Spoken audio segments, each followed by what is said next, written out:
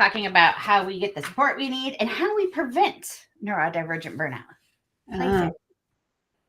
There's so much too in this great article.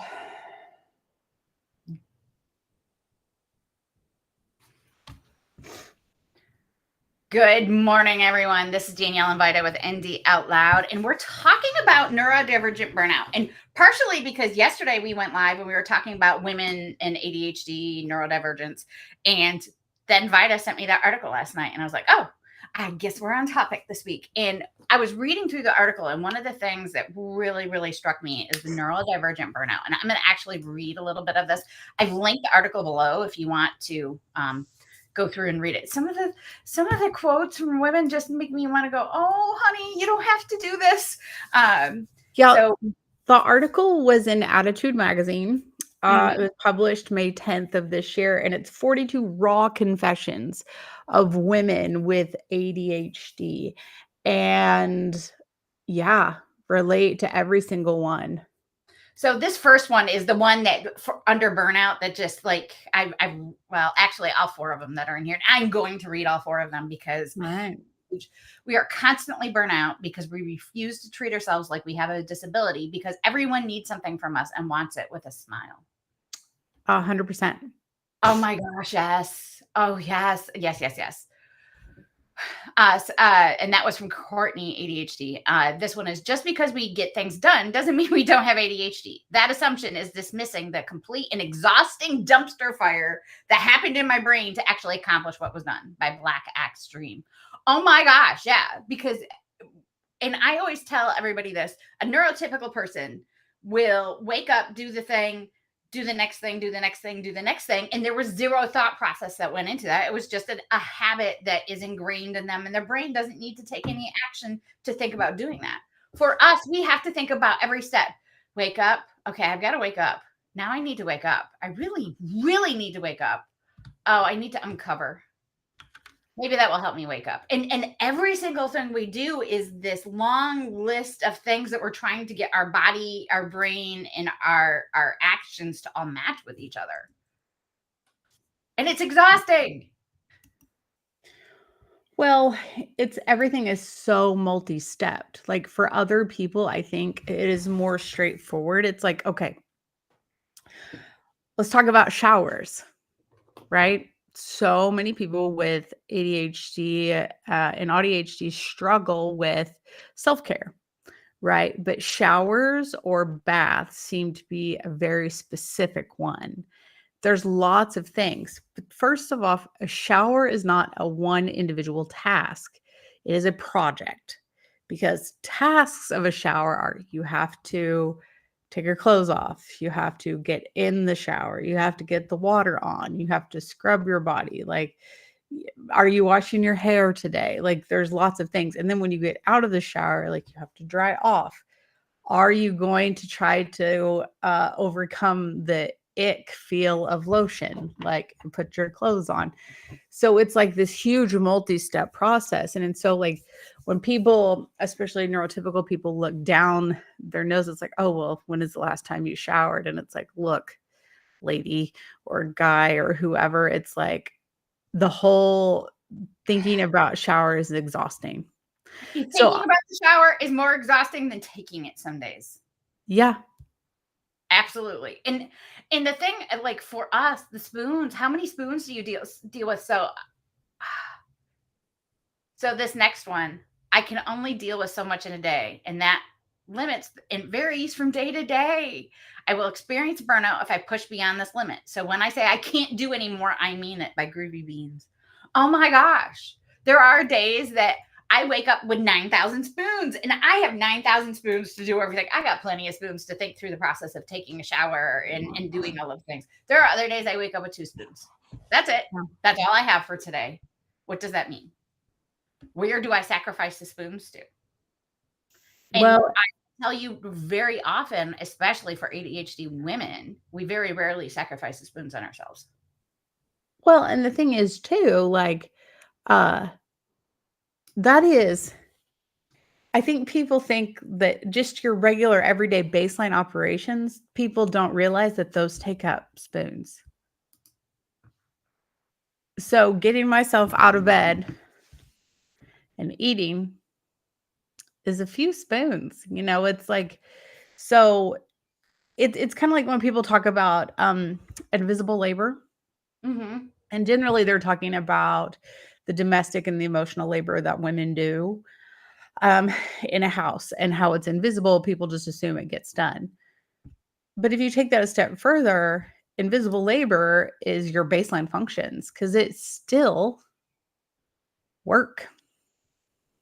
Michelle, yes, thank you for agreeing with us. It's everything is work for us. There's so much for us. And this last one was ADHD can also look like being a good student who's a pleasure to have in class, because no one else can see the anxiety, perfectionism, until you burn out as an adult. So you mask so well as a child that eventually you burn out. And I think that's why so many of us, and we talked a little bit about this yesterday, why so many of us are finding out as adults that we're ADHD and all of this, because we masked so well as children that we burn ourselves out.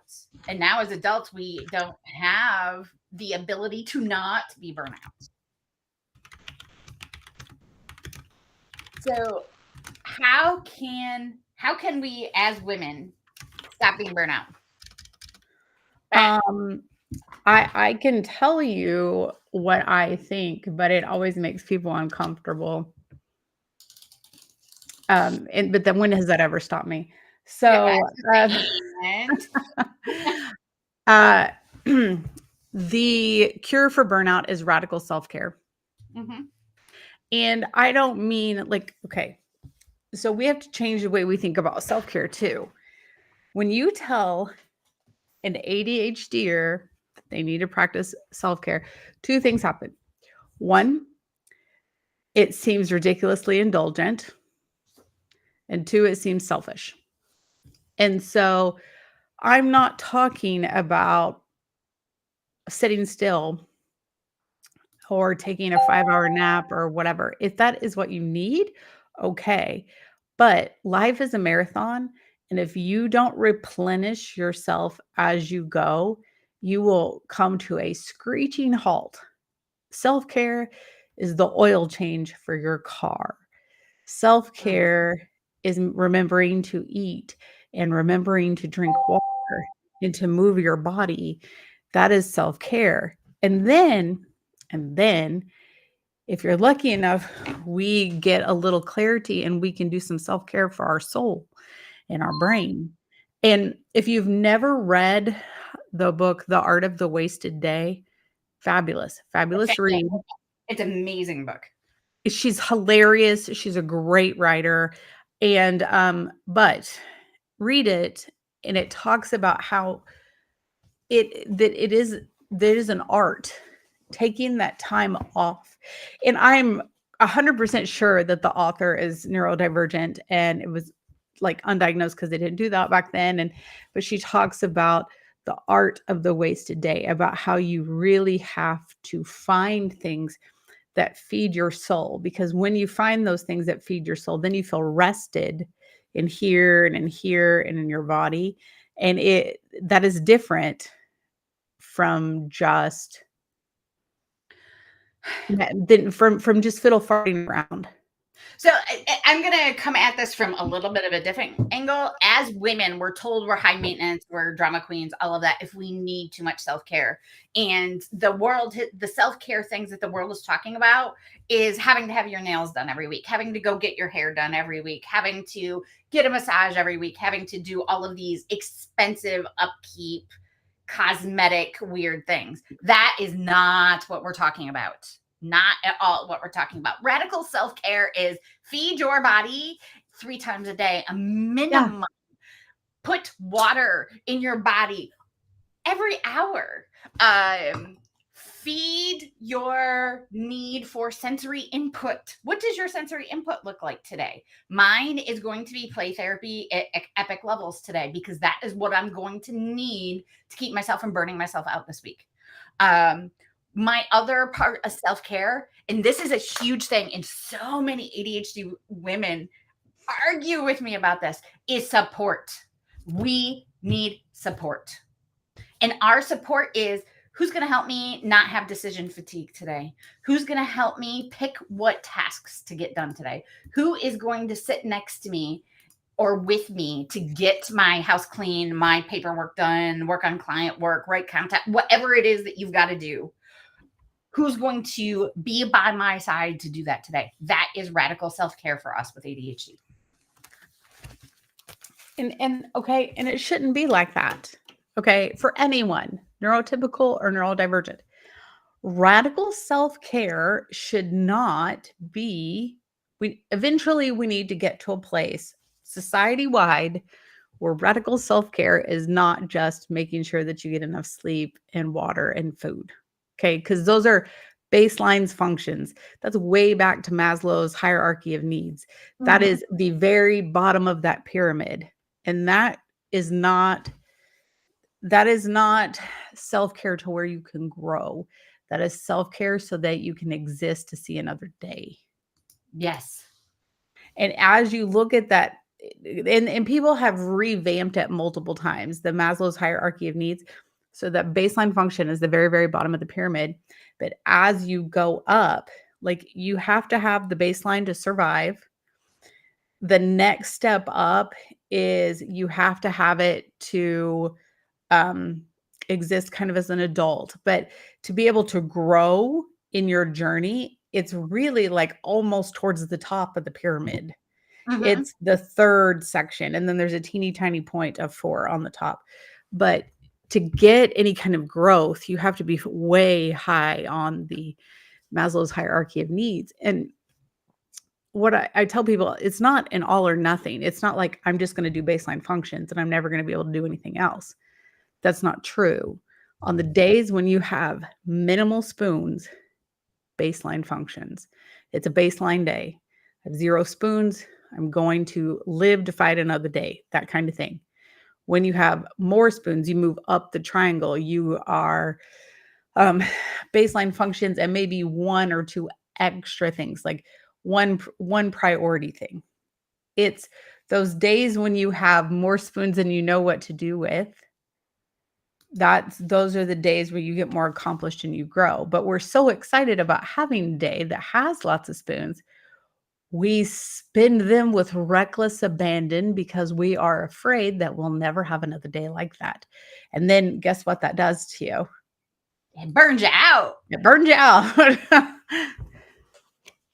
So how do you prevent burnout? So I'm going to come at things from a very practical standpoint. How do I keep myself out of burnout? Play therapy, and not play therapy like traditional therapists, whatever. I'm talking about integrating fun things into my day to make my day more dopamine hits, which dopamine hits help you keep from being burnt out by the end of the day. And I'm talking day-to-day burnout, not the if you are in huge, massive, you've been masking your whole entire life type burnout, that is a very different conversation right now. And we are here for it, and we can help you get out of that burnout, and we can teach you how to, 1, get out of that cycle, 2, how to prevent it, and 3, how to deal with it day to day. So that's a separate conversation. But right now I'm talking about day-to-day burnout so that tomorrow I have energy. Right. Play. I am going to be wearing my Disney ears. I am so excited. I get to go to Disney next week. I've got a lot going on. I'm going to be traveling by myself. So there's things going on for me that are taking a lot of mental energy right now. So I need to give myself the things that my brain and my body needs in order to prevent that mental energy from totally wiping me out today. So I, for breakfast, had 45 grams of protein. I know that that's what my body needs today to help with burnout. 2, I had extra caffeine because caffeine makes me happy. And not because caffeine itself makes me happy. It's the taste of the caffeine that makes me happy. I have no idea if caffeine actually helps or does anything. That's neither here nor there. I love the taste of the caffeine. I made myself a very, very nice latte this morning, a 40-ounce latte this morning. I'm going to rely on my support system. I need my support system like you wouldn't believe today. Poor Jean has already been helping me since 6 a.m. Like I'm reaching out and using my support systems. My support systems are the thing that are going to keep me going today. Vida, Gina, I'm going to body double multiple times today with people because I need that in order to, one, get things done. I have a lot of physical energy. I have a lot of spoons today. Mental is where my problem is. So all of those support things are going to keep me from burning out today, because decision fatigue is going to be a problem for me today. Yeah. I have a village and I need to use them and rely on them. And that is, I think, in 90% of my clients, not every single client, but in 90% of my female ADHD clients, they don't have a village, or they don't access their village very well. They don't ask for help because they won't help themselves. So they don't ask for other people outside help either. And that's a very typical thing, because we've learned to not ask for help. But when I ask for help, when I allow that help to be part of my systems, burnout is not a big deal for me. What works for you when you're having one of those days? What works when I'm having one of those days? I use play therapy. I mean, I have kinetic sand that I keep in a dill under my desk, and I put my feet in it. Mhm. And it is just my feet sand. For those of you out there that are like, oh, you touch that with your hands. Like, I have just feet sand, okay? And then I have I ones do that now after Vida telling me that. I'm like, it's kind of magical. And I do that because, and it is the sand that I use under my desk is the sand, the beach sand, kinetic sand, because I love going to the beach. mhm, And so it is kind of a sensory trick for my brain. mhm. I have lots of interesting little things on my desk. Sometimes at lunch, we will have a karaoke party while we cook lunch for me and my kids. And so we do lots of things that inspire joy. We are super silly and free and unmasked here at our house, because there are great portions of our life where it's still not safe to be your authentic self. And so that, I think, for me, is what the play therapy is about. It's creating safe spaces for me to unmask, because when I unmask, I am feeding my soul. Absolutely. So play therapy, absolutely. And things for me, like play therapy, includes having cute little lights of the Death Star on my desktop, having Lola. Okay, I'm going to tell you, Vida and her husband are my greatest sense of dopamine these days, because they give me Star Wars gifts. So I have the Death Star that lights up. That's from Vida. I have R2D2 headband that makes noise and screams and all kinds of things. And I have Lola on my desk, who also makes noise and does things. And all of these things help me stay more centered and help with my dopamine hits, because they're feeding my fun side. Yeah. And then I have all kinds. My husband buys me Star Wars figurines that are over there, and actually they all fell over in the disaster I've had this week, so I've got to deal with that. But I wear headbands. I will go sit outside on the grass and work outside for a while, because it's relaxing and grounding. Okay. When you work outside, a really easy play therapy thing, and they have them, they're selling them everywhere right now. Get you a little bubble blower and put it, and make it, if those bubbles blowing on you is weird, don't do that. Like, force it, like turn it away to where they're just milling around in the air. But it's twofold. One, it keeps the bugs away from you. There's a little camping trick for you. And two, it is fun and whimsical. And who doesn't love bubbles? So I have an industrial bubble machine. My husband and I used to do sound for bands and clubs and stuff. So we have an industrial bubble machine. My husband gets a little mad because the stupid bubbles for that are very, very expensive. But I will get that out every once in a while. The stupid thing also weighs like 80 pounds. But I will get that out, and it feels good and it's fun. But all of these things, sometimes it's playing with sand, sometimes it's playing with fidgets, and a lot of time, and like I said, a lot of time it's body doubling. I will tell you, people ask what the three keys of me getting, because I am a high energy, high spoons person, even being really, really sick. For those of you that know me, I've gone through cancer, and I've gone through major issues where I've ended up in the hospital for weeks and blood disorders and all kinds of stuff, and I still have a lot of spoons. Why do I have a lot of spoons? Play, support, and body doubling. And Yeah. body doubling is a form of support, but I look at it as very different because there's village support, somebody I can talk to, somebody that's going to make decisions for me, help me go eeny, meeny, miny, mo, whatever it is that I need. And then body doubling is somebody just to be there, to be in the room with me. And that's different. That can look like just listening to a podcast, like and I find podcasts with people having discussions, not just a single person podcast, but podcasts with people talking back and forth. That's this almost as good as body doubling some days for me. Yeah. Well, yeah, because you can't always body double with people. I honestly think this is why a lot of neurodivergent people have the screens on for background noise. Like if you're listening to your favorite show in the background and it's specifically for background noise, you're doing that because you're subconsciously body doubling. Like it's a sense of safety. You are not alone. There are things in there that like you know what's going on, so you don't have anxiety. You're piping in your own ambient noise. Mm-hmm. Some days it's listening to music. A lot of times when I've talked about this, I listen to the ambient noise of Galaxy's Edge and Disney World because that helps. Again, it's something that's a dopamine hit for me, but it's noise and it's crowd noise. I actually hear a crowd in the background. I have written some of my best content and do some of my best work at Panera Bread and at a bar at night because it's loud and it's chaos, but I'm not in the, like, I am not part of the chaos. I am just on the edges of it. And that really, really helps me.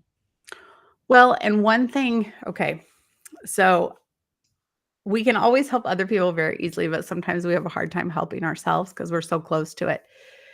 I don't know, a while, feeling like probably struggling with burnout, but it's like I don't feel like I'm getting enough done, even though I'm knocking things off my list every day. And I was walking through my house the other day and I had finally cleaned off the kitchen table, which is a huge accomplishment. Everyone knows because we kind of have a doom pile.